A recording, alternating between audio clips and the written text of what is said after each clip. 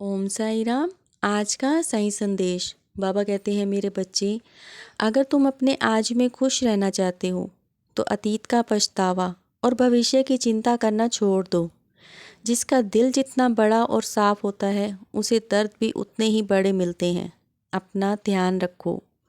और मैं अपने कुछ बच्चों से कहना चाहता हूँ कि वो कुछ भी बोलने से पहले हमेशा रुक कर सोच लिया करो।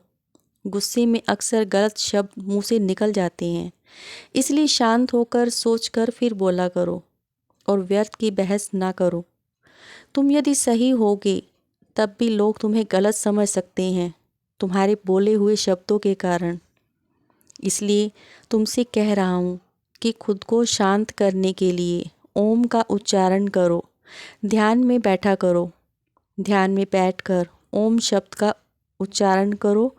ध्यान लगाओ। बच्चे, मैं जानता हूँ कि तुम खुद से पहले दूसरों के बारे में सोचते हो, अपनी परेशानियों को भूलकर दूसरों की मदद करते हो। ऐसे बच्चे जो हर वक्त अपने से पहले दूसरों का सोचते हैं मुझे बहुत प्रिय होते हैं। इसलिए तुम मेरे प्रिय बच्चों में से एक हो।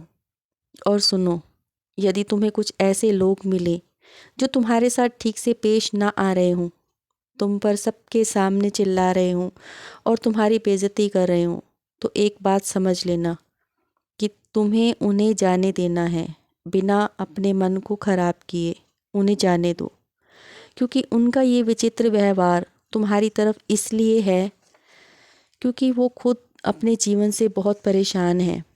उनका व्यवहार तुम्हारी तरफ जो है वो तुम्हारी किसी भी गलती की वजह से नहीं है, वो खुद हैं। तुम उनके लिए प्रार्थना करो। उनके लिए प्रार्थना करो कि बाबा उन्हें सद्बुद्धि दें और उन्हें जाने दो। दुख तकलीफ़ तुम्हें ज़रूर होगी, पर उससे भी तुम यदि स्वीकार कर लोगे तो एक मजबूत इंसान बनकर तुम उभर कर आओगे। केवल उस परिस्थिति से सीखो और आगे बढ़ो जीवन में। और मैं अपने कुछ बच्चों को समझाना चाहता हूँ कि जो दूसरों पर बिना वजह गुस्सा करते हैं, बच्चे अपनी तकलीफ़ को महसूस करते हो तो उनकी भी तकलीफ़ को महसूस करो।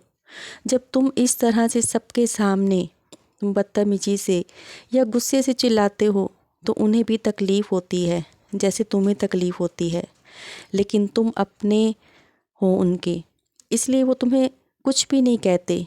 मेरी बात ध्यान में रखना और अपने रवैये को सुधारो। हमेशा अपनी ही तकलीफ़ के बारे में क्यों सोचते रहते हो? तुम्हारी तकलीफ़ के बारे में सोचने के लिए तो मैं बैठा हूँ। मुझ पर विश्वास रखो, मैं तुम्हारी हर तकलीफ़ को दूर कर दूँगा। मेरा बहुत आशीर्वाद है तुम पर। खुश रहा करो और मुस्कुराते रहा करो।